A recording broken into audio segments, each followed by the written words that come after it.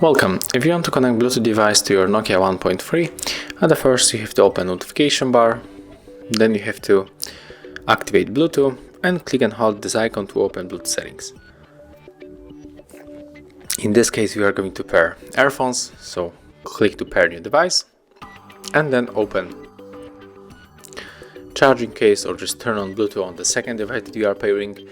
And if this device is going to be available on the list, we have to simply click on it to pair, or it's not going to happen because we have to use the pair button on the back of charging case.